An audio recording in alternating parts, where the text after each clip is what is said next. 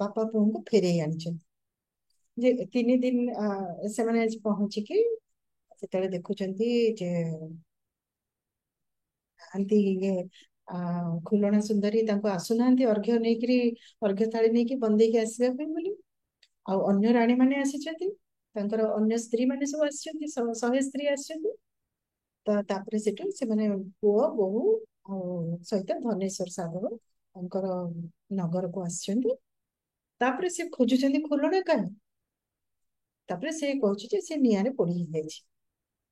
ସେ ପାଖକୁ ସେ ଯାଇଛନ୍ତି, ଦେଖିଲା ବେଳକୁ ତା ଭିତରୁ ମା ମଙ୍ଗଳା ନିଜ କୋଳରେ ଖୁଲଣା ସୁନ୍ଦରୀକୁ ଧରିକି ତା ଭିତରୁ ବାହାରି ଆସିଛନ୍ତି। ତେଣୁ ଏଥିରେ ମେସେଜ ଯାଉଛି ଏହା ଯେ ଆମେ ସବୁବେଳେ ନ୍ୟାୟରେ ରହିବା, କର୍ତ୍ତବ୍ୟ ପରାୟଣ ହବା, ଅନ୍ୟାୟ ଅନୀତି କରିବା ନାହିଁ। ଭଲରେ ରହିଲେ, ଭଲ କାମ ସମସ୍ତଙ୍କର କଲେ ଆଉ ଉଦ୍యోଗ କଲେ ନିଶ୍ଚିତ ଭାବରେ ମା ମଙ୍ଗଳା ଆମକୁ ସହାୟ ହେବେ। ଆଉ ବିଷ୍ଣୁଙ୍କ ନାମ ଜପ କରିକି ଆଉ ଯେତେ ପ୍ରକାର ଅନ୍ୟାୟ କରିକି ଯେ ଆମେ ମୋକ୍ଷ ପାଇଯିବୁ, ମୁକ୍ତି ପାଇଯିବୁ, ଏ ପ୍ରକାର ଚିନ୍ତାଧାରା ସମାଜରେ ପ୍ରଚଳିତ ନ। ଧନ୍ୟବାଦ।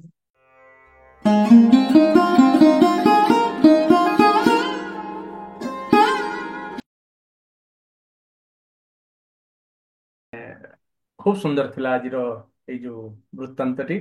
तो नि- मु चाहूँगी जे आम पिला माने याकू सेई भलिया भाबरे एटलिस्ट पढ़ंतु बा जानंतु एवं सेई छल रे आमर ओडिशार ए जो नौबाणिज्यर जो जो सब विभाग गुड़ा सब वर्णना कराई जल यात्रा कथा कहतु बा पण्य द्रव्य कथा कहतु बा ता पूर्वर प्रस्तुत कथा कहतु बा सेतलर सामाजिक स्थिति कथा बहुत कथा आधे जानिला भली जिनस अच्छी।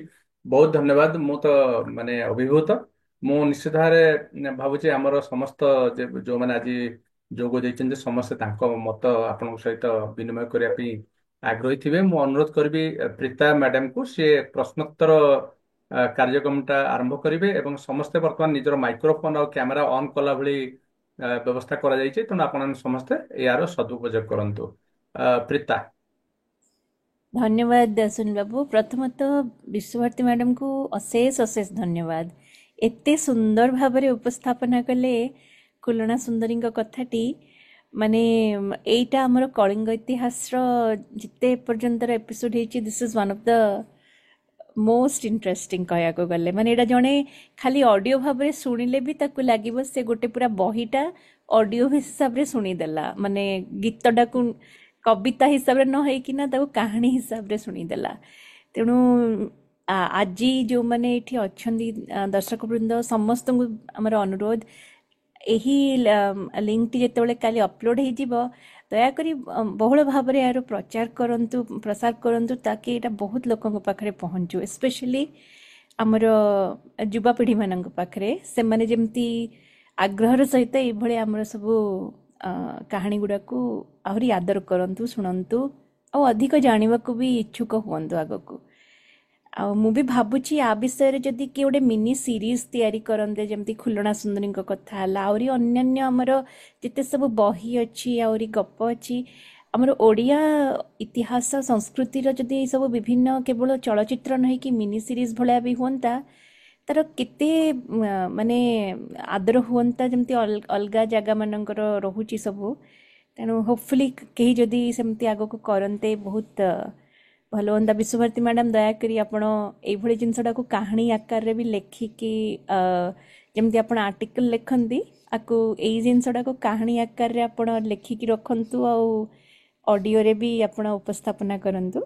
अच्छा एबे मोर तो किसी प्रश्न नहीं, खाली धन्यवाद। एबे आपण मान भितर जो मैंने किसी कहवाक चाहते प्रश्न पचार चाहते मु प्रथमे धनंजय भंज सर वीडियो देखुची आ जो मैंने करिया को चाहछन दयाकरी आपण हैंड रेज बटन करंतु नहले वीडियो ऑन करंतु हम जन जन कि ना सुजोग देबो। धनंजय कहंतु। आज्ञा नमस्कार। आज्ञा सुनील बाबू सहित मु एकमत, किंतु खाली खुलना सुंदरी मो नाटा शुणी मु तो प्रवासी ओडिया हो गले गर्व लगुनि संकोचित होगी कहूँ मु खाली शुणी पूरा डिटेल स्टोरी शुणिली डॉक्टर विश्वभारती मैडम को। प्रेजेंटेशन उपस्थापन शैली बहुत सावलील सुमधुर, कथा वस्तु बहुत प्रामाणिक परि लगुच। किंतु मोर टिके कहर कथा कि शास्त्रीय ग्रंथ और लौकिक ग्रंथ भितर ये गोटे लौकिक ग्रंथ, लौकिक काव्य कविता। एथिरे कालिदास ये अर्वाचीन कवि, ଆଙ୍କ ଉପରେ କାଳିଦାସଙ୍କର ପ୍ରଭାବ ପଡିଛି, ମେଘଦୂତର, ଯେମିତି ହଂସଦୂତ ନଳ ଦମୟନ୍ତୀର, ଏଠି ମଧ୍ୟ କାଉ ମଧ୍ୟ ଗୋଟେ ଦୂତ ପରି କାମ କରିଛି। ଦ୍ୱିତୀୟ କଥା, ଯେମିତି ବାରି ବରକୋଳି ଘର କୁକୁର ଧର୍ମପଦ ନେଇ ଚଳେ ସତ୍ୱର, ବାପଙ୍କୁ ଖୋଜିବା ପାଇଁ କୋଣାର୍କକୁ ଧର୍ମପଦ ଯାଇଥିଲେ, ସେ ଧର୍ମପଦର ଷ୍ଟୋରିର ମଧ୍ୟ କିଛି ପ୍ରଭାବ ଆଙ୍କ ଉପରେ ଅଛି। ଇଏ ପୁଅ ମଧ୍ୟ 8 ବର୍ଷର ପୁଅ ମାଙ୍କଠୁ ଅନୁମତି ନେଇକି ବାପାଙ୍କ ଅନ୍ୱେଷଣରେ ଯାଇଛନ୍ତି। ସେମିତି ଦେଖିବେ ଯଦି ପୁରୁଣା ଯେତେ କାବ୍ୟ କବିତା ସବୁଥିରୁ କିଛି ତପୋଇର କଥାର ମଧ୍ୟ କିଛି ଏଥିରେ ଅସର ଅଛି, ବୁଧେଇ ଓଷାର ମଧ୍ୟ ଟିକେ ଅଛି, ସନ୍ତୋଷୀ ମାତାଙ୍କ ସବୁଥିରୁ ଟିକେ ଟିକେ ମିଶେଇ କରିକି ଯେମିତି ଡାଲମା ହୁଏ ମିକ୍ସ ଭେଜିଟେବଲ ପରି, ଷ୍ଟୋରିଟା କିନ୍ତୁ ବହୁତ ଓରିଜିନାଲ ଲାଗୁଛି, ନୂଆ ଢଙ୍ଗରେ ପେଶ କରାଯାଇଛି। ଆଉ ସୁନୀଲ ବାବୁ ଠିକ କହିଲେ, ଯେତେ ପଣ୍ୟ ଦ୍ରବ୍ୟ ଓଡିଶାରୁ ଇମ୍ପୋର୍ଟ ହୁଏ ଏକ୍ସପୋର୍ଟ ହୁଏ, ତାର ଯୋଉ ଲିଷ୍ଟ ଯେମିତି ପାଲା ଗାୟକ ମାନେ ଗାଆନ୍ତି, କବି ମାଳିକା, ଫୁଲ ମାଳିକା, ଗାୟକ ମାଳିକା, ସେମିତି ଏଥିରେ ବନ୍ୟ ପଦାର୍ଥ, ଜଙ୍ଗଲୀ ପଦାର୍ଥ, ହର୍ବାଲ୍ସ, ସ୍ପାଇସ୍, ଆର ଗୋଟେ ମାଳିକା ମଧ୍ୟ ହେଇପାରିବ। ଯେମିତି ପ୍ରୀତ ମ୍ୟାଡାମ କହିଲେ ସିରିଜ କରାହବ, ଏମିତି ସାମାଜିକ ପକ୍ଷକୁ ଧର, କି ଖାଦ୍ୟ ପଦାର୍ଥକୁ ଦେଖ, କି ନୌବାଣିଜ୍ୟକୁ ଦେଖ, କି ସେତେବେଳେ ସୋସିଓ କଲଚରାଲ ଇଫେକ୍ଟ, ଏମିତି ଅଲଗା ଅଲଗା ପାର୍ଟ କରିକି 5-6ଟା ଏପିସୋଡରେ ମଧ୍ୟ ଏଟା ଲମ୍ବେଇ ହବ। ମତେ ଟିକେ ଲାଗିଲା ଖୁଲଣା ସୁନ୍ଦରୀ କଥାରେ ବହୁତ ସାରା କାଳ୍ପନିକତା ତ ସବୁ ଚରିତ୍ର, ସେଥିରେ ବହୁତ ସାରା ଚରିତ୍ର ମହାଭାରତ ପରି ବେଶୀ ହେଇଯାଇଛି, କଥାଟା ଟିକେ ଲମ୍ବା ହେଇଯାଇଛି।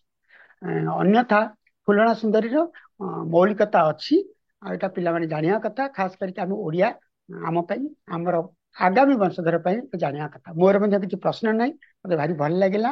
ଆଉ ଏମିତି ଚାଲି ରଖନ୍ତୁ, ଇତିହାସ ଆମର କଳିଙ୍ଗର ବଞ୍ଚି ରହୁ। ନମସ୍କାର ନମସ୍କାର।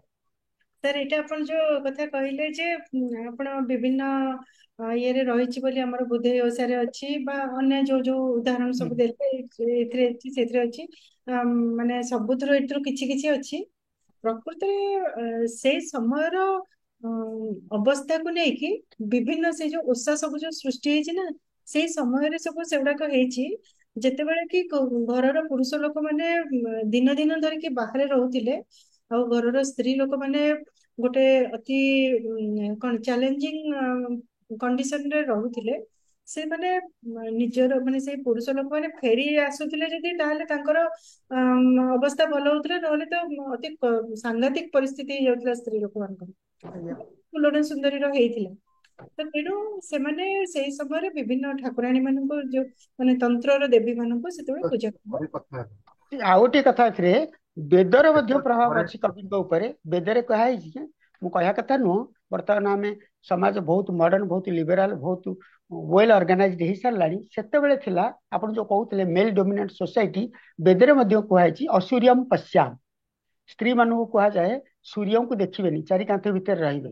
ଆର ମଧ୍ୟ ପ୍ରଭାବ ଅଛି କବିଙ୍କ ଉପରେ। ସେ ମଧ୍ୟ ଲେଖିଛନ୍ତି 101 ରାଣୀ ପରେ ତାଙ୍କୁ ଗୋଟିଏ ପୁଅ ମିଳିଛି, ଝିଅ ହେଇଛନ୍ତି ନା ନାଇଁ ସେଟା ଜଣା ନାହିଁ, କଥାରେ ଝିଅ ତାଙ୍କର ଥିଲେ କି ନାହିଁ ଜଣା ନାହିଁ, ସେ ବନ୍ଧ୍ୟତ୍ୱ ଦୋଷ ଥିଲା କି କଣ ସେଟା ଜଣା ନାହିଁ, କିନ୍ତୁ ତାଙ୍କର ଗୋଟିଏ ପୁଅ ପାଇବା ପାଇଁ 101 ସ୍ତ୍ରୀ କି ନେଇଛନ୍ତି।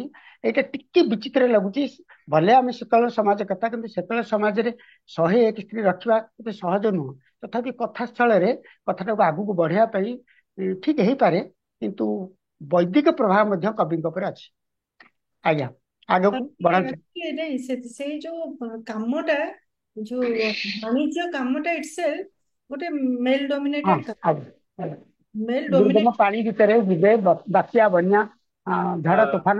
ଧନଞ୍ଜୟ ଭାଇ, ଆଜ୍ଞା ଆପଣ କୋଉ ପଏଣ୍ଟରେ ଯୋଗ ଦେଲେ ମୁଁ ଟିକେ ମନେ ପକେଇ ପାରୁନି, କିନ୍ତୁ ଆରମ୍ଭରୁ ସେ ଆଜ୍ଞା, ଧନେଶ୍ୱର ସାଧବଙ୍କର ତାଙ୍କର ମାନେ ଇକୋନୋମିକ କଣ୍ଡିସନ ବିଷୟରେ ବର୍ଣ୍ଣନା କରାହେଇଛି। ମୁଁ ଯେ ଶୁଣିଛି ଆଜ୍ଞା ବହୁତ ବହୁତ ଥିଲା ସେଥିରେ। ବାଣଭଟ୍ଟଙ୍କର କଥାରୁ ମଧ୍ୟ ସେ ନେଇଛନ୍ତି। ବାଣଭଟ୍ଟ କହିଛନ୍ତି ତାଙ୍କର କାଦମ୍ବରୀରେ ଯେ ଛତ୍ରେଷୁ କନକ ଦଣ୍ଡ, ମାନେ ସେତେବେଳେ ରାଜାଙ୍କ ସମୟରେ କନକ ମାନେ ସୁବର୍ଣ୍ଣ, ଦଣ୍ଡ ମାନେ ପନିଶମେଣ୍ଟ, କାହାରି ଉପରେ ଜୋରିମାନା ହଉନଥିଲା ସୁନା, ସିର୍ଫ ଛତ୍ର ଛତା ଦଣ୍ଡାଟା ତାଙ୍କର ସୁନା ହଉଥିଲା। ମେଟାଫୋରିକ ଛତ୍ରେଷୁ କନକ ଦଣ୍ଡ, ଗବାକ୍ଷେଷୁ ଛିଦ୍ର, ଗବାକ୍ଷ ମାନେ ଖିଡକି, ସେତେବେଳେ ଝରକାରେ ଖାଲି ଛେଦ ରହୁଥିଲା, ଚୁଗୁଲି ଖୋରି ନଥିଲେ। ସେମିତି ରାଜ୍ୟ ପରି ଆଙ୍କର ମଧ୍ୟ ସମ୍ପତ୍ତି ବୈଭବ ବହୁତ ଥିଲା, ଲେଖିଛନ୍ତି ବହୁତ, ବଡ ବଡ ପାଚେରୀ କରିକି ରହିବା। ମୁଁ ମୂଳରୁ ଶୁଣିଛି ଆଜ୍ଞା। ଆଜ୍ଞା ଆଜ୍ଞା। ଧନ୍ୟବାଦ ଡକ୍ଟର ଧନଞ୍ଜୟ ବାବୁ। ଏବେ ପରବର୍ତ୍ତୀ ପ୍ରଶ୍ନଟି, ମୁଁ ତ କାହାର ହ୍ୟାଣ୍ଡ ରେଜ୍ ବଟନ୍ ଦେଖୁନି କି ଭିଡ଼ିଓ ବି ଅନ୍ ଦେଖୁନି, ଦୟାକରି ଆପଣ ନିଜର ଭିଡ଼ିଓ ଆଟଲିଷ୍ଟ ଅନ୍ କରନ୍ତୁ ଯଦି କାହାର କିଛି ପ୍ରଶ୍ନ ପଚାରିବାର ଅଛି।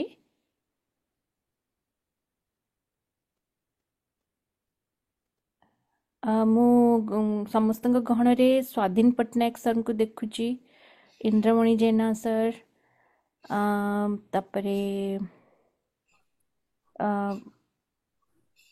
मैडम मु कहबी ଇନ୍ଦ୍ରମଣି ଜେନା ସାର୍ କୁହନ୍ତୁ। ଆଜ୍ଞା एक्चुअली आज मु तो खुलना सुंदरी कौन जान नथिली। नमस्कार आज्ञा समस्त को। सुनील बाबू आज मत जो डाकिले मु यार यूट्यूब टा देखी देछि 15 मिनट यूट्यूब बहुत भल होईछि। आपण भी विश्वास मैडम देखिबे। आउ दैट इज आल्सो वेरी टची किंतु टिके डिफरेंट स्लाइड मु गोटे सीन देखिली मते भारी टच कला। ता पुओटा को मार देइछंती पुओ को नेकी निजे निजे नेकी मशाणी के जाउची खुलना सुंदरी सियाडू जने बुढ़ी आसिले कहले अरे माँ केबे माँ केबे पुओ को नेकी मशाणी की जाएनी कही ताको नहीं गले से मंगला माँ मंगला दिस टस्ट मी। आउ एक्चुअली एटा मंगला पे हेची ये ए स्टोरी रो दीटा इंपैक्ट अछि। It has a impact of the glory of Odisha. Odisha रो हमर नौबाणिज्य विषय बहुत तथ्य अछि। आउ जी लेखक एटा लिखिछंती एटा संभवतः सही तपई समय किंबा ता परकालीन विषय लिखिछंती। आउ ये हमर मु एक्चुअली नौबाणिज्य विषय मोर विभिन्न स्टोरी रे मु बहुत जिंस सबुडा नेट फेट सब कलेक्शन करी मोर रहिछि। प्राय ये वाल्मीकि समय रु शेष पर्यंत जिते शेष नाविक मोर गोटे स्टोरी अच्छी जे ओडिशार शेष शेष साधव एपर्यंत अच्छी। तेणु ये भितर मु देखुची से जो रूट रे जाइछंती जे बंगला देकी से धारे धारे ब्रह्मदेश देकी जाउछंती that is a route that is a conventional. आ गोटे रूट होची से माने पालूर पर्यंत आसीबे हम चिलिका पाखरु सीधा सेठू सेटा गोटे आस्टेरियम ना की पॉइंट अच्छी सेठू सीधा से माने जिबे सुवर्ण द्वीप। तापर से सब जो जिनस पत्र नहीं फिल कली सब अच्छी आम ओडिशा कौन जाए if you ask to the AI से दे दबो ये लिस्ट ओडिशा जाए। ओडिशा कौन जाए एक रे वस्त्र जाए कपा अच्छी से एरिया रे से सीप रे कपा लुगा नहीं नांती देखुची लिस्ट रे नाही। तापर ओडिशा बहुत गुडे अच्छी कपा अच्छी हाँ कहीं कपा मु देखिलनी अनेक द्रव्य तो भितर धरी शुंठी पिंपुड़ी जे पान मधुरी गंजेई कर्पूर कस्तूरी झुना जाई फल बड़ जीरा टांगणा हिंगू सौप लवंग जुआणी गुजराती अलैचकू घेनी कहीं लुगा नहीं ठीक अच्छी। तापर ओडिशा रु 26 पृष्ठरे से पुओ जेतेबे जाईची श्रीधर सेतेबे से नेची टंका लुगा धान कौड़ी व्यवहार पे नहीं व्यवसाय पे कहती ठीक अच्छे मैडम। तापर सी यही सब गुड़ा जिन नहीं जाइए या धारे इंपोर्टान्स होता जो जिनस पत्र नहीं ए लिस्ट रे ओडिशा रो एक्चुअली कलिंग वार होता है गोटे जिनस कहीं कलिंग वार कहीं आप देखिए कौटी जना पड़ूनी जिते कलिंग युद्ध है से समय रे कलिंग नगरी बा तोषाड़ी ठू आउरी गोटे पावरफुल जगह ओडिशा थिला आपणकर कोरापुट जिला कलाहांडी जिला ये गुड़ाक बस्तर जिला मिसिकी गोटे राज्य थिला महाकांतार राज्य। ए महाकांतार गोटे इंपोर्टांट जगह असुरगढ़ जोटा कि नर्ला कलाहांडी सेटा याठू 1000 वर्ष पुराना आउ सेमानकर कौशंबी सहित पाटलिपुत्र सहित संबंध थिला। तार राजा मान ना शुणु केते बाघराज केते हाथी सिंह खारबलंकर डिसेंट से जगार बहार भी से भाया जगार। तेणु यही सब जिनस ओडिशा रु जेमस्टोन डायमंड जाउथिला आ सुवर्ण द्वीप जोटा आमे कहूचे एक्चुअली सुवर्ण व्यवसाय द्वीप कोटू आसिला मौर्य साम्राज्य रे सुना बहुत व्यवसाय होतला। तांकर गोटे कॉइन थिला सुना कॉइन अश्वत्थामा सेति पई से माने सिल्क रूट रे पाउथिले सुना साइबेरिया चाइना याडू आसे जेतेबेले से रूटटा टिके अफेक्टेड हे गला एबे सब जाक सी रूट रे आसिला सुमात्रा रे खणी थिला। तेणु सुमात्रा बर्तमान देखो सुवर्ण द्वीप कौटा बोली आसिले सुमात्रा आसिबो आ ओडिशा रो व्यवसाय पूरा सब बेले सेठी रही विभिन्न प्रकार नौका विभिन्न प्रकार जाए आ ओडिशा रो व्यवसाय टा रही इवन जेतेबेले आसीचंती हमर महावीर 550 बीसी ସିଏ ନିଜେ ପିଠୁଣ୍ଡା ବନ୍ଦରକୁ ଯାଇଛନ୍ତି। ଓଡିଶାର ରାଜଧାନୀ ଥିଲା ପାର୍ଥାଲିସ୍, ତାକୁ କହନ୍ତି ଗ୍ରୀସ୍ ମାନେ ପାର୍ଥାଲିସ୍, ସେଟା ପିଠୁଣ୍ଡାକୁ ଯାଇଛନ୍ତି। ସେ ଦେଖୁଛନ୍ତି ଯେ ପିଠୁଣ୍ଡାରୁ ସେତେବେଳେ ଡାଇରେକ୍ଟ ଓଡିଶାରୁ କଳିଙ୍ଗରୁ ଭିଏତନାମକୁ ଚମ୍ପା ନାଁ ଥିଲା, ଚମ୍ପା ଡାଇରେକ୍ଟ ଫ୍ଲାଇଟ୍ ଅଛି, ଡାଇରେକ୍ଟ ଅଛି ସର୍ଭିସ। ତେଣୁ ଏଇଭଳିଆ ଷ୍ଟେଜରେ ଏଇ ଯୋଉ ଷ୍ଟୋରିଟା ଲେଖା ହେଇଛି ଏଇଟା ବହୁତ ଭଲ ହେଇଛି। ଆମର ଅବଶ୍ୟ ଗାଁ ଗଣ୍ଡାର ଯୋଉ ସବୁ ଦୃଶ୍ୟପଟ ଦିଆହେଇଛି ଫ୍ୟାମିଲି ଫ୍ୟାମିଲି ଭିତରେ, ଭାଇ ଭଉଣୀ ଭିତରେ ତପ ଭଳିଆ କରାହେଇଛି, ନିଶ୍ଚୟ କବି ଟିକେ ଅଧିକା କରିକି ଲେଖିବେ। ସେମିତିଆ ଟାଇପର ରେଚେଡ୍ ଲାଇଫ ଥିଲା ସେ ସମୟରେ। ଆଉ ଆଜ୍ଞା। ମ୍ୟାଡାମ ବହୁତ ଭଲ ଲାଗିଲା ଆପଣଙ୍କର ଏଇକୁ ଶୁଣି। କିନ୍ତୁ ସେଇ ଯୋଉଟା ମୁଁ ଦେଖିଥିଲି ସେଥିରେ ମତେ ସେ ଯୋଉ ଘରେ ପଶି ପୋଡି ହେଇକି ସେ ଡାଇରେକ୍ଟ ଭାଇରସ ଖୁବ ଭଲ ଭଲ ହେଇଛି ସେ ୟୁଟ୍ୟୁବ ଟା। ତୁଳନା ଆଜ୍ଞା ସୁନ୍ଦର ୟୁଟ୍ୟୁବ ଦେଖିବେ। ସାର୍, ସେ ଯୋଉ ଆପଣ କହୁଥିଲେ ଲୁଗା କଥା, କପା ମଞ୍ଜି, ମୁଁ ସେଇଟା କହିଛି ହଁ ନା? କପା ମଞ୍ଜି କହିଲେ, କପା ଚାଷ ହଉଛି ନେଇନାହାନ୍ତି ଯେ ସେଇପରେ ମୁଁ କପା କହୁଛି। କପା ଚାଷ ହଉଥିଲା, ନହେଲେ କପା ମଞ୍ଜି ସେ କେମିତି ଆଉ ଆଣିକି? ମ୍ୟାଡାମ ମୁଁ ଆଉ ଗୋଟେ ବିଷୟ କହିଲିନି, ଆକ୍ଚୁଆଲି ମା ମଙ୍ଗଳାଙ୍କୁ ଇମ୍ପୋର୍ଟାନ୍ସ ଦଉଛନ୍ତି। ଇଏ କୋଉ ମା ମଙ୍ଗଳା? ଇଏ ହଉଛନ୍ତି ମା ମଙ୍ଗଳା, କାକଟପୁର ମା ମଙ୍ଗଳା। କାକଟପୁର ମା ମଙ୍ଗଳା ପ୍ରତି ସିପ ରେ ସିଏ ହଉଛନ୍ତି ଅଧିଷ୍ଠାତ୍ରୀ ଦେବୀ ଓଡିଶାର। ଆଜ୍ଞା ଆଉ ଆଉ ମା ମଙ୍ଗଳା ହଉଛନ୍ତି ରାବଣଙ୍କର ମଙ୍ଗଳା। ସିଏ ଓଡିଶାର କାରବାର ଥିଲା। ଇଭିନ୍ ଆପଣ ଦେଖିବେ ରାମାୟଣରେ ବର୍ଣ୍ଣନା ଅଛି, ସୀତା ହଜିଗଲେ ରାମ କହୁଛନ୍ତି ଯେ କଳିଙ୍ଗ ଲୋକଙ୍କୁ ଖବର ଦିଅ, ନାବିକ ମାନଙ୍କୁ, ସେମାନେ ଖୋଜିବେ କାଳେ କୁଆଡେ ବାହାରକୁ ପଳେଇଥିବେ। ସେତେବେଳେ ବି ଓଡିଶାର ମାନେ ଏବେ ରାମାୟଣ ୟାର ଏଜ ଡିଟରମିନ କଲେ ଖ୍ରୀଷ୍ଟପୂର୍ବ 2000 ହବ କି 2500 ହବ। ତେଣୁ ଆମ କଳିଙ୍ଗରୁ ବ୍ୟବସାୟ ଏତେ ପୁରୁଣା ରହିଛି ସେ ସମୟରୁ, ଯେ ସେ ସମୟରେ ଯେତେବେଳେ ରାମାୟଣରେ ଅତିଶୟ ମଙ୍ଗଳାଙ୍କୁ ଅତିଶୟ ବିରକ୍ତ କଲା ରାବଣ, ସେ କଳିଙ୍ଗ ନାବିକ ମାନଙ୍କ ସେଥିରେ ପଳେଇ ଆସିଲେ ଓଡିଶାକୁ। ସେତେବେଳେ ଆମର ସେ ରୁଟ ଥିଲା ସେଇପଟରେ ଆସିବା ପାଇଁ କି। ପ୍ରାଚୀ ନଦୀ ସେତେବେଳେ ଆକ୍ଟିଭ ଥିଲା। ପ୍ରାଚୀ ନଦୀରେ ସବୁ ଡଙ୍ଗା ପଶୁଥିଲା କୋଣାର୍କ ବାଟ ଦେଇକି। ସେ ଡଙ୍ଗାଟା ଆସିକି ଗୋଟେ ଜାଗାରେ ରହିଲା। ଏଇଟା ହଉଛି ମା ମଙ୍ଗଳାଙ୍କ ଷ୍ଟୋରି। ରହିଲା, ଆଉ ଗଲାନି। ମା ମଙ୍ଗଳା କୁଆଡେ ହଜିଗଲେ, ମିଳିଲେନି। ବହୁତ ଦିନ ପରେ ହଟ ଆଉ ବଟ ବୋଲି ଦି ଜଣ ଲୋକ ସେ ଘଣ୍ଟ ଭଳା କଣ ଗୋଟେ ତା ଅଛି ଘାଟ, ସେଇଠି ଠାକୁରଙ୍କୁ ଏଷ୍ଟାବ୍ଲିଶ କରି ମନ୍ଦିର କରିଛନ୍ତି। ଇଭିନ୍ 1100 ମସିହାରେ ମାନେ ଓଡିଶାର ସମ୍ପର୍କ, ଓଡିଶାର ଜ୍ୱାଇଁ ସିଂହଳ ରାଜା, ସିଏ ବି ସେଇ ବାଟରେ ଡଙ୍ଗାରେ ଆସିଛନ୍ତି। ମାନେ ଚୋଳଗଙ୍ଗ ଦେବଙ୍କ ଜ୍ୱାଇଁ, ତାଙ୍କ ବିଜୟ ନାଁ ହଉଛି ବିଜୟ ବାବୁ। ବିଜୟ ବାହୁ। ସେ ତ୍ରୈଲୋକ୍ୟ ସୁନ୍ଦରୀଙ୍କୁ ବିବାହ ହେଇଥିଲେ। ସେ ଆଜ୍ଞା। ମା ମଙ୍ଗଳାଙ୍କ ବାଟ ଦେଇକି ଆସିଛନ୍ତି। ହୁଁ ହୁଁ। ଆଉ ଓଡିଶାର ଏତେ ମାନେ ହେରିଟେଜ ଏତେ ଅଛି, କିନ୍ତୁ ଏଇ ଓଡିଆ ଲୋକ ଭୁଲି ଯାଇଛନ୍ତି ଯେ ସେମାନଙ୍କର ଡଙ୍ଗା ଥିଲା। ସେମାନେ ଏତେ ରାଜ୍ୟକୁ ଯାଇଥିଲେ, ଏତେ ଲୋକ ରହିଯାଇଛନ୍ତି ତାଙ୍କର, ଏମାନେ ପୁରା ଟୋଟାଲି ଭୁଲି ଯାଇଛନ୍ତି। ହଉ ମ୍ୟାଡ଼ାମ, ଥ୍ୟାଙ୍କ ୟୁ। ଆମେ ଏବେ ଚେଷ୍ଟା କରିବା ପୁଣି ଆଉଥରେ ମନେ ପକେଇବା ପାଇଁ। ଧନ୍ୟବାଦ ଡକ୍ଟର ଇନ୍ଦ୍ରମଣି ସାର୍ ଆଉ ବିଶ୍ୱଭାରତୀ ମ୍ୟାଡ଼ାମ୍।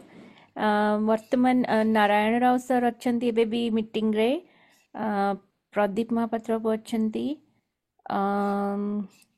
ତାପରେ ମୁଁ ଦେଖୁଛି ସ୍ୱାଧୀନ ପଟ୍ଟନାୟକ, ଅକ୍ଷୟ ଦାସ, ଭରତ ଚନ୍ଦ୍ର ଦାସ, ରାଜଶ୍ରୀ ଗୋସ୍ୱାମୀ, ଧ୍ୟାନଚାନ୍ଦ ବାବୁ, ସତ୍ୟ, ଆର୍ଯ୍ୟମନ ତ୍ରିପାଠୀ, ଆଉ କାହାକୁ ଦେଖୁଛି, ଆଉ ତ ବିଜୟଲକ୍ଷ୍ମୀ ମ୍ୟାଡ଼ାମ୍ ଆଉ ଶ୍ରଦ୍ଧା ଅଛନ୍ତି, ଭରତ ଚନ୍ଦ୍ର ଦାସ। ଆପଣମାନଙ୍କ ଭିତରୁ ଯଦି କେହି କିଛି କହିବାକୁ ଚାହୁଁଛନ୍ତି କି କ୍ୱେଶ୍ଚିନ୍ ପଚାରିବାକୁ ଚାହୁଁଛନ୍ତି, ଦୟାକରି ନିଜର ଭିଡ଼ିଓଟି ଅନ୍ କରନ୍ତୁ।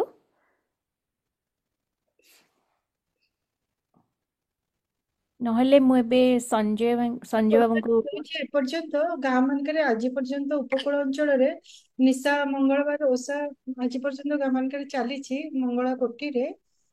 କିନ୍ତୁ ଅଧିକାଂଶ ଲୋକ ଜାଣନ୍ତିନି ଯେ ୟାର ନୌବାଣିଜ୍ୟ ସହିତ ସମ୍ପର୍କ ରହିଛି ବୋଲି।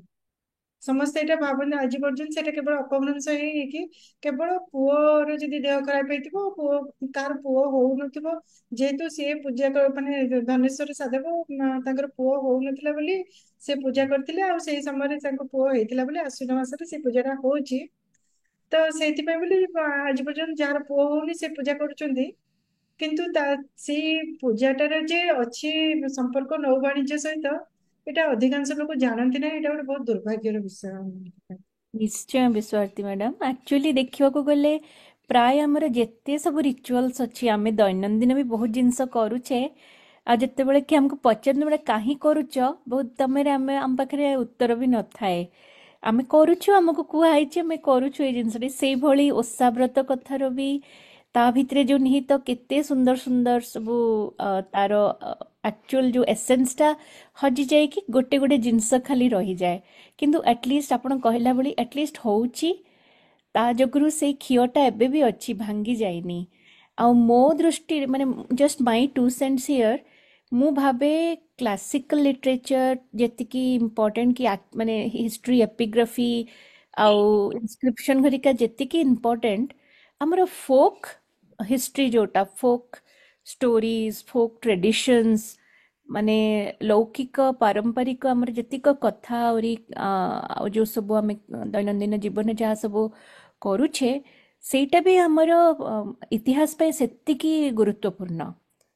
କାହିଁକି ନା କମନ ମାନେ ସାଧାରଣ ଲୋକମାନେ ଏଇ ସବୁ ଜିନିଷକୁ ଆଗେଇ ନେଇକି ଯାଇଥାନ୍ତି।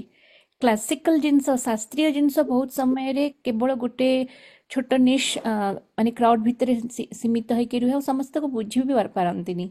କିନ୍ତୁ ଲୌକିକ କଥା ଲୌକିକ ହିଷ୍ଟ୍ରି ଏଇ ଯୋଉ ଜିନିଷଟା ଆହୁରି ଗୁରୁତ୍ୱପୂର୍ଣ୍ଣ, ମାନେ ଆହୁରି ଗୁରୁତ୍ୱ ଦିଆ ହେଇକି ତା ଉପରେ ଆହୁରି ଗବେଷଣା ବି ହବା କଥା। ବହୁତ ଲୋକ ତାକୁ ହାଲକାରେ ନେଇ ଯାଉଛନ୍ତି କି ଏଇଟା ଜଷ୍ଟ ଗୋଟେ ଫୋକ୍ ମିଥ୍ ଲେଜେଣ୍ଡ, ଏଇଟା କିଛି ନୁହେଁ।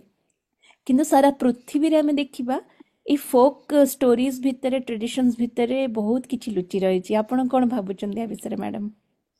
ହଁ, ଏଇଟା ଗୋଟେ ବହୁତ ସତ କଥା ଯେ ଯେତେବେଳେ ରିଟିନ୍ ହିଷ୍ଟ୍ରି ନଥିଲା, ସେବେଠୁ ସେଇ ସମୟ ମାନେ ସାଧାରଣ ଲୋକମାନେ ଲେଖା ପଢାଟା ଏଇ ମାତ୍ର ବୋଧହୁଏ 200-300 ବର୍ଷ ହେଲା ସାଧାରଣ ଲୋକଙ୍କ ପାଇଁ ସାର୍ବଜନୀନ ହେଲା।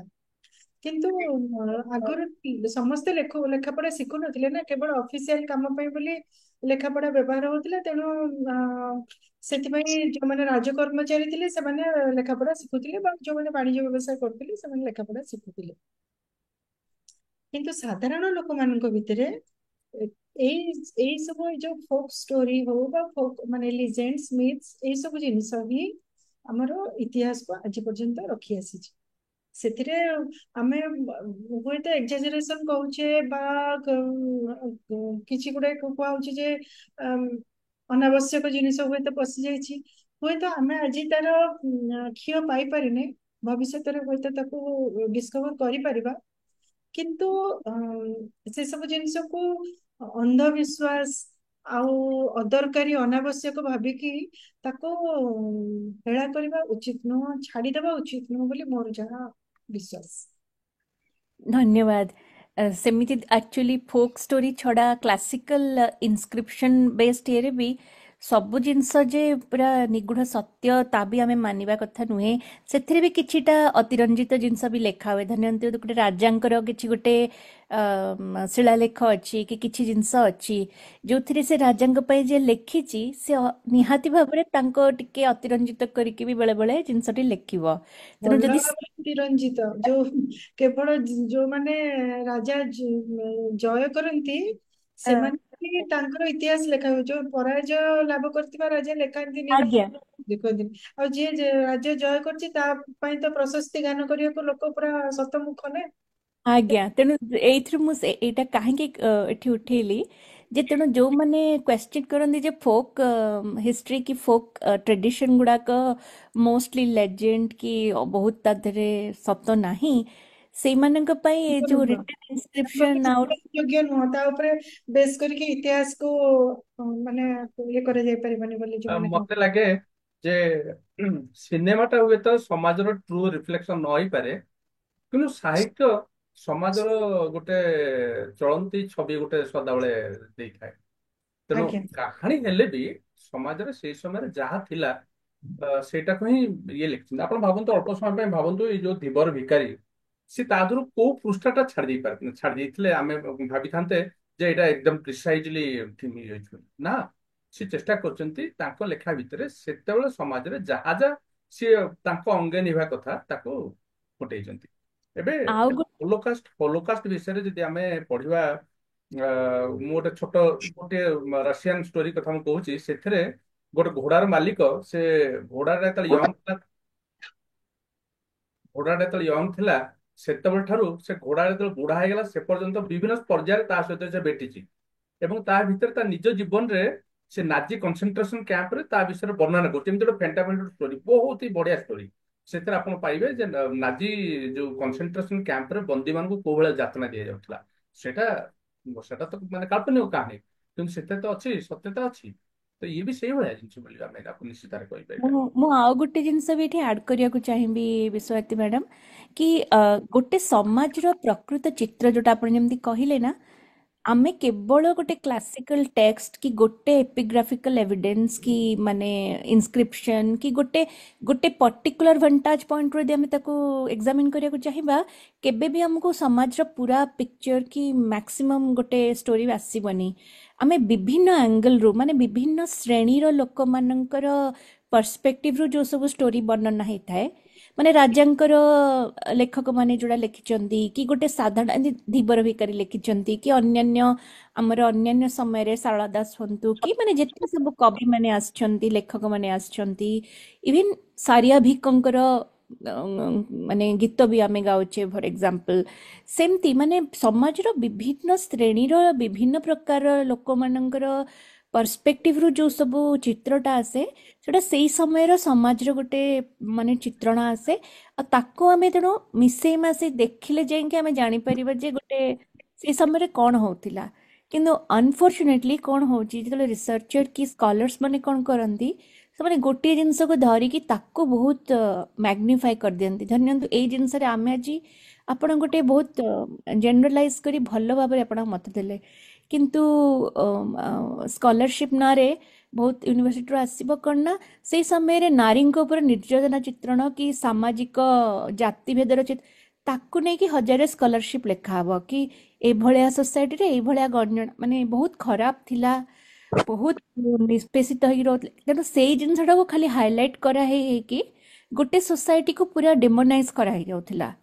କିନ୍ତୁ ଆମର ଆକ୍ଚୁଆଲ ଦରକାର ହେଲା ଯେ ଆମେ ସେଇ ସମୟର ପର୍ସପେକ୍ଟିଭକୁ ନେଇକି ଏଣ୍ଟାୟର ଜିନିଷକୁ ଦେଖିବା କଥା କାରଣ ଇତିହାସ is as it happened it's not about କି ମୁଁ ଏବେ କ'ଣ ଭାବୁଛି କି ସେତେବେଳେ କ'ଣ ଭାବୁଥିଲା। ତେଣୁ ହୋପଫୁଲି ଆଗକୁ ଯାଇକି ମୋର ନ୍ୟୁଟ୍ରାଲ ପର୍ସପେକ୍ଟିଭସ୍ ଆସିବ। ଆପଣ ଯେମିତି ଆଜି କହିଲା ବେଳେ ସବୁ ଜିନିଷର ଗୋଟେ ବହୁତ ସୁନ୍ଦର ଭାବରେ ତାକୁ ଉପସ୍ଥାପନା କଲେ କି ଏଇଟା ସେଇ ସମୟର କଥା ତେଣୁ let's think it like in that aspect କି ଏବେର ହିସାବରେ ଆମେ ତାକୁ ମାନେ ଜଜ୍ ଜଜ୍ କରିବାନି। କରିବାନି। ଆଜ୍ଞା ସରି ମୁଁ କ'ଣ କହିବାକୁ ଚାହୁଁଛି ଭୁଲି ଯାଉଛି ତ ମୋର ଯୋଉ ସେୟା କହିବାର ଥିଲା। ଆଜ୍ଞା ଥ୍ୟାଙ୍କ ୟୁ।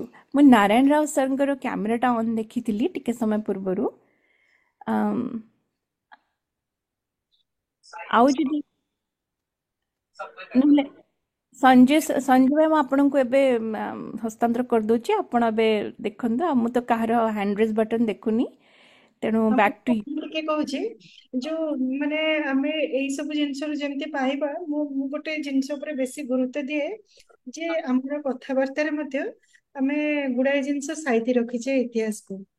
ଯେମିତିକି ମୁଁ କହୁଛି ମାନେ ଆମେ 20 ଲକ୍ଷ ବର୍ଷ ତଳର ଇତିହାସ ବି ଆମ ଭିତରେ ସାଇତି ରଖିଛେ ଯେ ମଣିଷ ଯେତେବେଳେ ଠାର ଭାଷାରେ କଥାବାର୍ତ୍ତା ହଉଥିଲା ଆମେ ଆସିକି ବର୍ତ୍ତମାନ କୋଉଠି ପହଞ୍ଚିଲେଣି ତଥାପି ମଧ୍ୟ ବି ଆମେ ଆଜି ପର୍ଯ୍ୟନ୍ତ ଠାର ଭାଷାର କିଛି କିଛି ଜିନିଷ ଆମ ଭିତରେ ରଖିଛେ ଯେମିତିକି ନାହିଁ କଲେ ଏମିତି ମୁଣ୍ଡ ହଲେଇବା କି ହଁ କଲେ ଏମିତି ହଁ କରିବା କି ଏମିତି ଠାରିକି କାହାକୁ ଡାକିବା ଟାଟା କରିବା ଏସବୁ ହଉଛି ଆମର ଠାର ଭାଷାର ଗୋଟେ ଗୋଟେ ବିଭବ ଯୋଉଟା କି ଆଜି ପର୍ଯ୍ୟନ୍ତ ଆମେ 20 ଲକ୍ଷ ବର୍ଷ ଧରିକି ଆମ ପାଖରେ ସାଇତିକି ରଖିଛେ।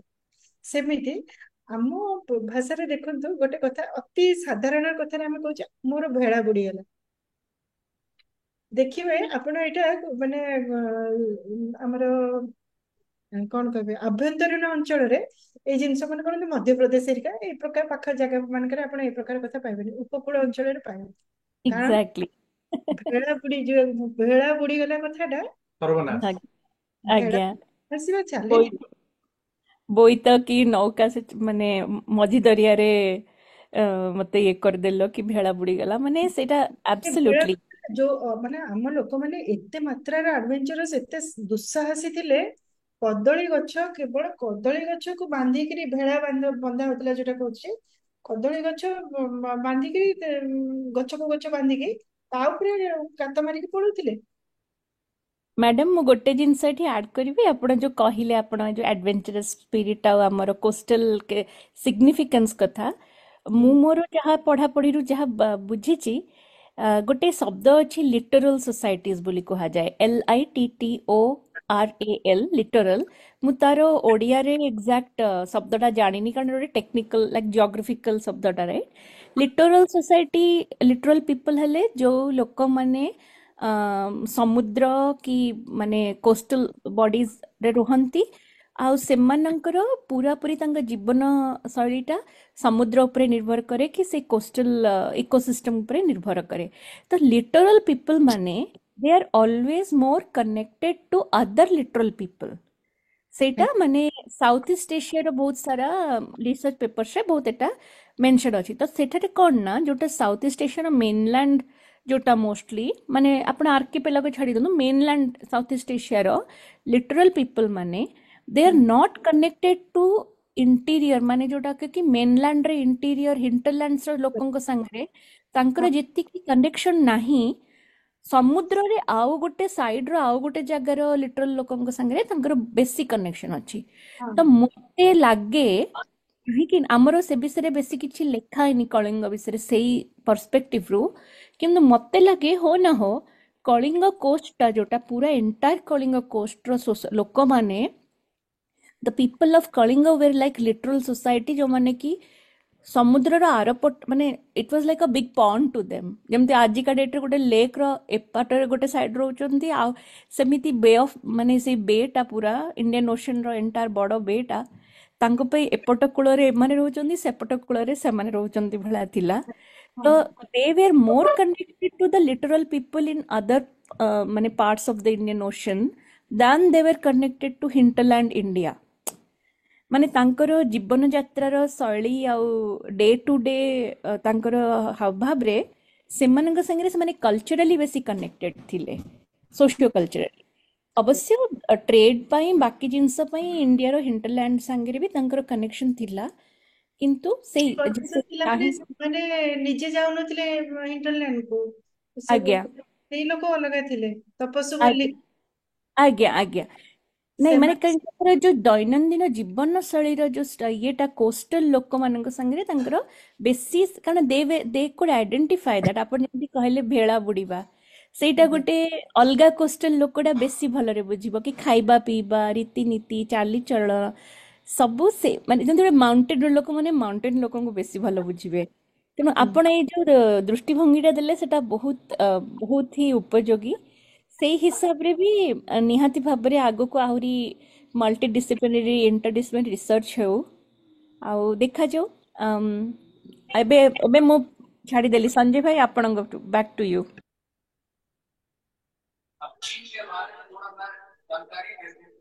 ଆମର ଆଜି ଯୋଉ କାର୍ଯ୍ୟକ୍ରମଟି ଆମେ ନେଲେ ଫୁଲଣା ଚନ୍ଦ୍ର ଉପରେ ଏଇଟା ବହୁତ ପ୍ରାସଙ୍ଗିକତା ଅଛି କାରଣ ଏଇଟା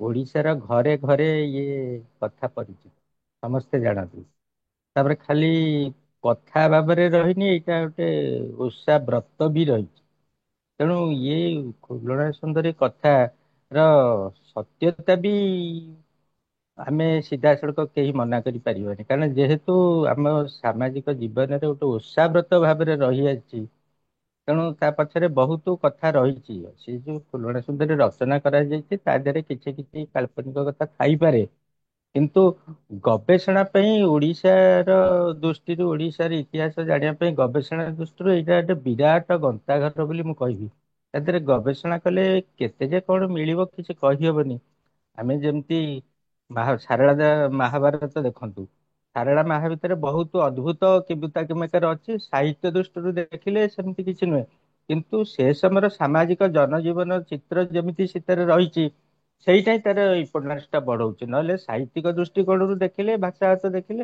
ସେମିତି କିଛି ନୁହେଁ ମେନ୍ କଥା ତା ଦେହରେ ଯୋଉ ତଥ୍ୟ ସବୁ ରହିଛି ସେ ସମୟର ସାମାଜିକ ଚିତ୍ର ଇତିରେ ବି ସେମିତି ବହୁତ ଏମିତି ତଥ୍ୟ ରହିଛି ତାପରେ ୟାର ଟାଇମ ସମୟ ବି ୟାର ନିର୍ଦ୍ଧାରଣ କରିବା କଥା ଯେମିତି ଆମେ ମାଦଳା ପାଞ୍ଜିରେ ସମୟ ଆମେ ଜାଣିଗଲେ ମାଦଳା ପାଞ୍ଜି ନୂଆ କି ପୁରୁଣା ତା ଦେହରେ ଲେଖା ହେଇଛି ମୋଗଲ ଅଇଲେ କାରଣ ମୋଗଲ କେବେ ଆସିଲେ, ତେଣୁ ସେଇଠୁ ଜଣା ପଡି ଯାଉଛି ମୋଗଲ ଆସିଲା ପରେ ହିଁ ଏ କଥା ଲେଖା ହେଇଛି।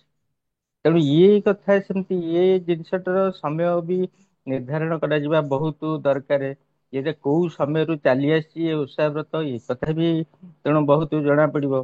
କାରଣ ଏଥିରେ ଅଛି ବିରୂପା ଦେଶ କଥା ଲେଖା ହେଇଛି। ବିରୂପା ଦେଶ ପ୍ରକୃତରେ କେଉଁଠି ସେଇଟା ବି ସଠିକରି ଜଣା ପଡୁନି, ସେଇ ବି ଗବେଷଣା ସାପେକ୍ଷ। ତାପରେ ଜୋକର ହ୍ରଦ, ତେଣୁ ସେଇଟା ବି କୋଉ ହ୍ରଦ ସେଇ ବି ଗବେଷଣା ସାପେକ୍ଷ ବହୁତ।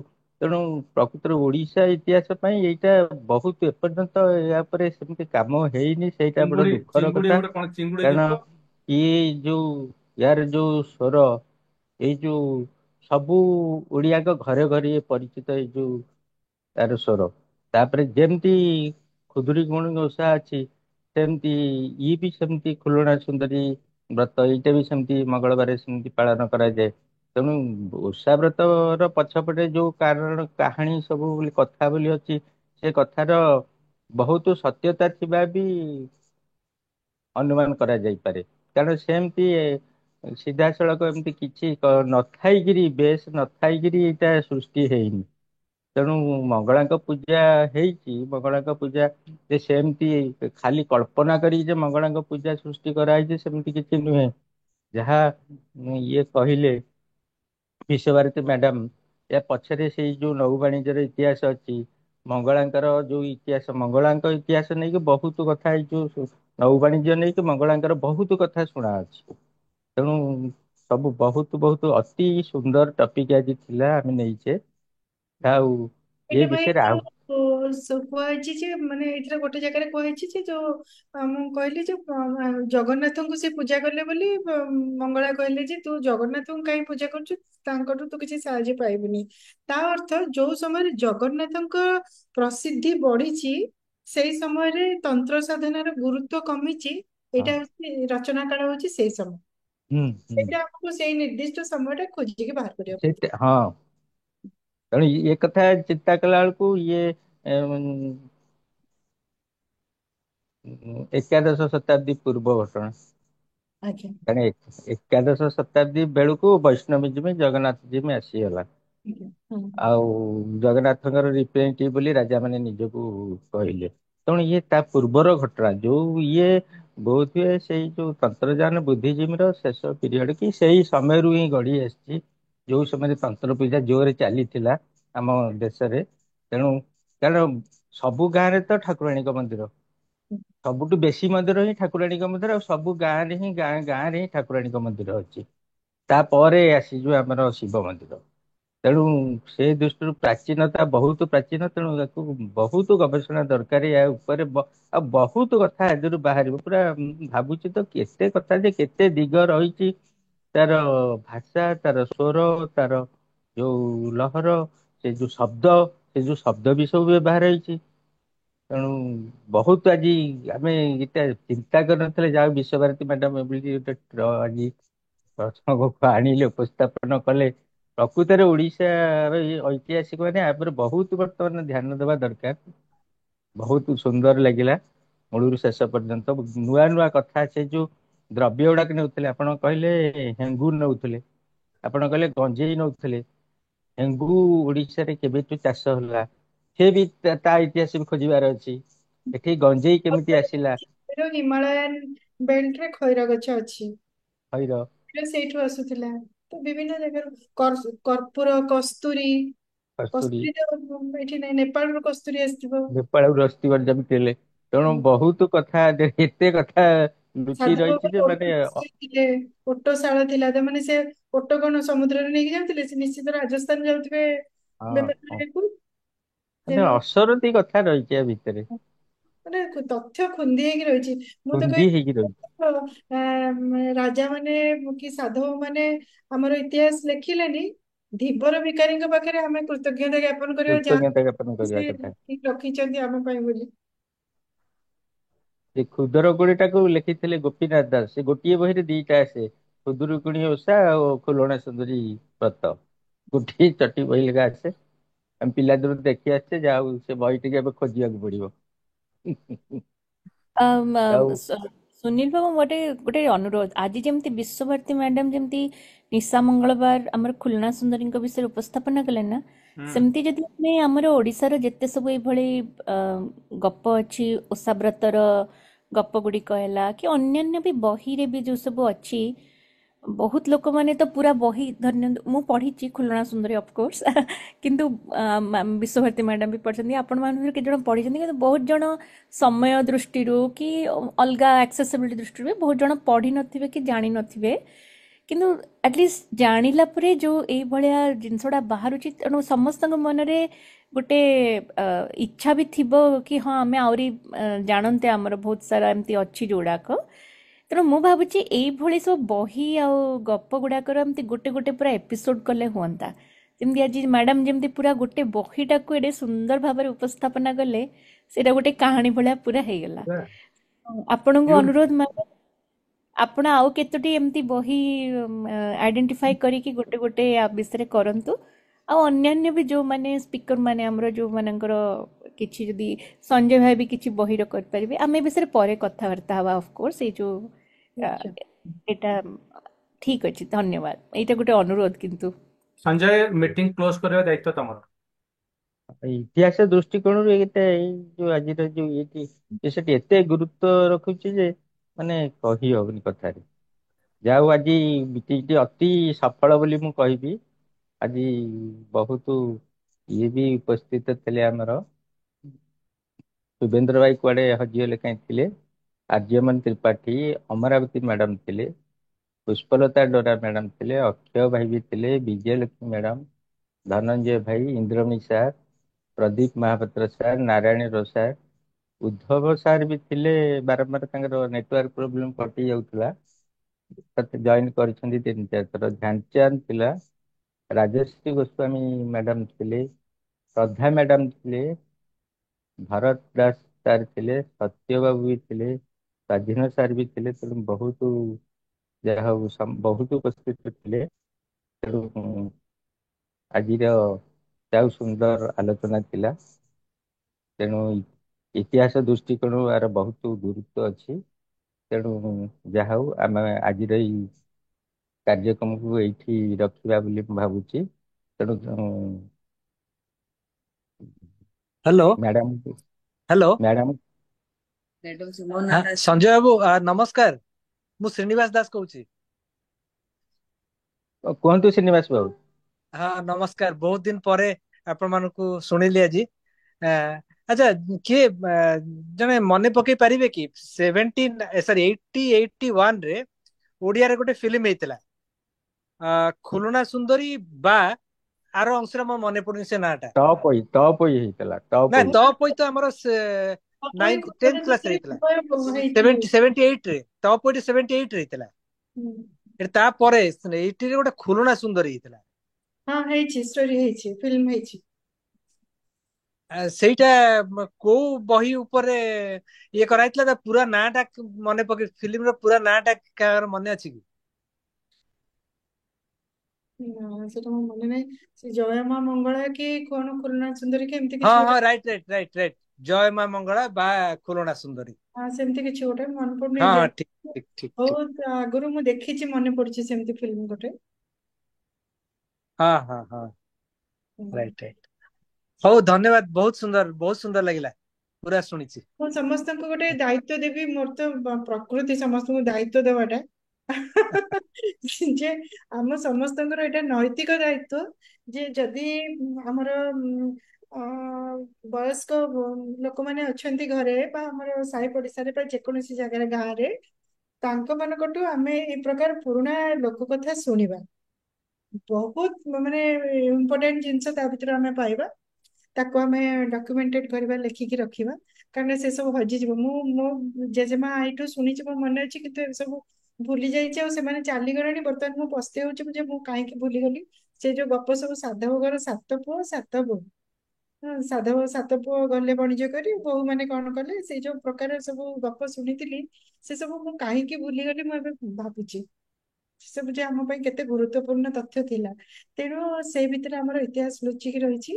ଏ, ଯୋଉଠି ବି ଆପଣ ସେଇ ପ୍ରକାର ବହି ମଧ୍ୟ ବି, ସବୁ ଛୋଟି ଛୋଟି ବହି ସେ ସମୟରେ ଲେଖା ହେଇଥିଲା। ଯେମିତି ହୁଁ ଦଶ କୁମାର ଚରିତ ବା ସେ ପ୍ରକାର ସବୁ ବହି ଆମେ ସେ ଜିନିଷ ଯୋଉଠି ଯାହା ପାଖରେ ଅଛି ଆମେ ସଂଗ୍ରହ କରିବା ଏବଂ ଡକ୍ୟୁମେଣ୍ଟେଡ କରିବା ଆଉ ଆମର ଗ୍ରୁପରେ ସେୟାର କରିବା। ତାହେଲେ ସେ ସବୁ ଜିନିଷ ସମସ୍ତଙ୍କ ପାଖରେ ପହଞ୍ଚିବ ଆଉ ସମସ୍ତେ ଜାଣିବାକୁ ପାଇବେ ଆଉ ଆମେ ଆମ ନିଜ ପାଇଁ ଗର୍ବ ଅନୁଭବ କରିବା ଆରମ୍ଭ କରିବା। ଧନ୍ୟବାଦ। ଧନ୍ୟବାଦ ହଁ ବିଶ୍ୱଭାରତୀ ମ୍ୟାଡାମ। ତାହେଲେ କିଏ କହୁ? ତାହେଲେ ଶେଷ କରିବା ତାହେଲେ। ହଁ କାଲି ସକାଳ ସୁଦ୍ଧା ଏଇଟାକୁ ଆମେ ୟୁଟ୍ୟୁବରେ ଅପଲୋଡ କରିଦବା ଏବଂ ଆମେ ଚେଷ୍ଟା କରିବା ଯେ ଆମର ପିଲାମାନେ ବି ଯେମିତି ୟାର ଏଇ ଯୋଉ ଖୁଲଣା ସୁନ୍ଦରୀର ଅ, ମଜାଟା ନେବେ, ଆକୁ ଦେଖିବେ। ଯୋଉ ପିଲାମାନେ ସିଣ୍ଡରେଲା, ସିନ୍ଦବାଦ ଆଉ ଗଲିଭର ଟ୍ରାଭେଲ୍ସ ପଢିକି ମଜା ନଉଛନ୍ତି, ସେମାନେ ଆକୁ ସେମିତି ବି ଆକୁ ପଢିପାରିବେ, ତା ଭିତରେ ଓଡିଶାର ଇତିହାସ ବିଷୟରେ ଜାଣିବେ। ତେଣୁ ଇତିହାସକୁ ଇତିହାସ, ଷ୍ଟୋରିକୁ ଷ୍ଟୋରି। ତାହେଲେ ରହିଲି ତାହେଲେ। ବିଶ୍ୱଭାରତୀ ମ୍ୟାଡାମ ବହୁତ ଧନ୍ୟବାଦ, ବହୁତ ସୁନ୍ଦର ମାନେ ଆଜି ପ୍ରୋଗ୍ରାମଟା ବହୁତ ସୁନ୍ଦର। ଆପଣମାନେ ସୁଯୋଗ ଦେଇଛନ୍ତି ବୋଲି ଆପଣମାନଙ୍କୁ ବି ଧନ୍ୟବାଦ।